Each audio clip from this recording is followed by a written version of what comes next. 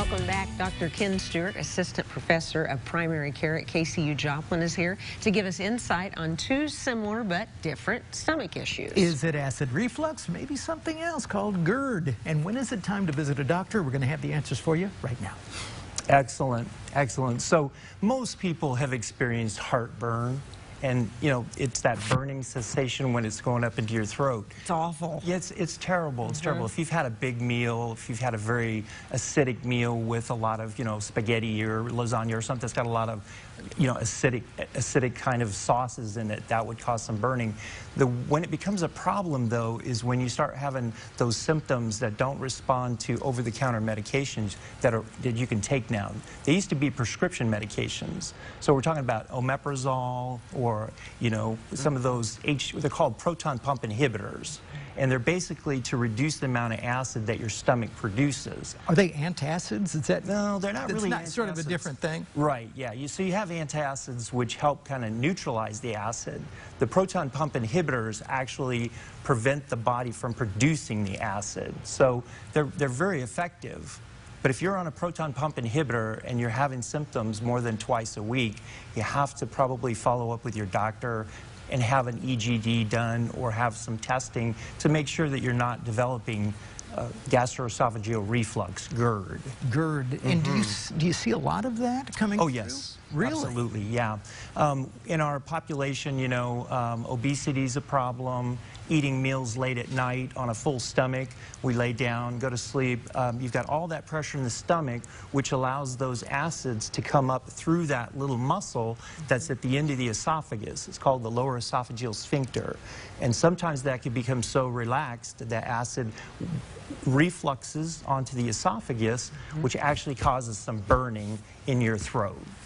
And a lot of people wake up, they'll feel a acidy feeling, or sometimes they'll kind of have a little bit of vomiting that kind of goes in the back of the throat. If that's happening, that's actually reflux. And you want to get on top of this because this can cause you more problems than just the acid reflux and the pain, right? Yes, absolutely. You definitely want to get on top of it because if it goes on for an extended period of time, you'll actually get a change in the architecture of the tissues, and that could be precancerous. And they talk about like Barrett's esophagus or esophagitis. The other thing is it's very uncomfortable because these acids are now dissolving some of the mucus lining of your esophagus, and so you can develop ulcers, you can actually start vomiting up blood, and you can actually have bleeding. It's called esophagitis. And you do see that on a lot of cases, not only the GERD, but also the acid reflux. What's the best way to avoid it in the first place? Yeah, so certainly, you know, watching your amount of, not eating before you go to bed, that's important. Watching your weight. Some things contribute to, you know, relaxing that lower esophageal sphincter. So chocolate, alcohol, tobacco, acidic kinds of vegetables and fruits, all those things can trigger that relaxation of that muscle to cause the acid to reflux onto the esophagus and cause that pain. This is interesting because so many people deal with this, and I think they think, oh, well, I'll be okay. It's just my acid reflux. But if you're getting this more than 2 times a week, you really need to get in and see a doctor. Absolutely. You talk about vomiting. If you're having frequent vomiting, if you're noticing any darkening of your stools, that can be blood that's being digested, and it tells you you've got a GI bleed.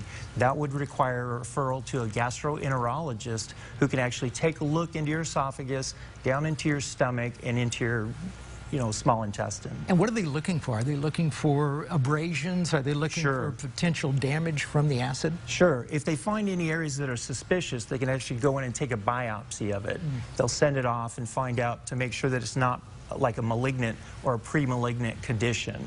So it's very, very important you don't ignore those symptoms and get that good follow-up. Good deal. And isn't it good to sleep a little bit propped up? And there's some things you can do, whether you have it or not, maybe to prevent it in the future. Yeah, they talk about putting a couple blocks underneath the head of your bed, Or a lot of these beds nowadays, actually they'll elevate. So you can elevate the head of your bed up a little bit. And that kind of helps keep the gravity to keep the acids down inside your stomach so they don't reflux up onto your esophagus.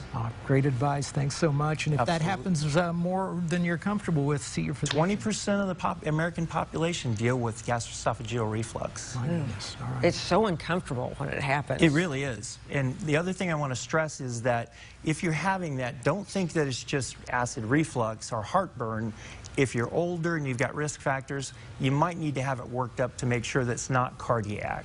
Oh, okay. Goodness. That just comes into almost everything, doesn't it? It really does. All right. Absolutely. Thanks so much. Dr. Stewart, thanks. My pleasure.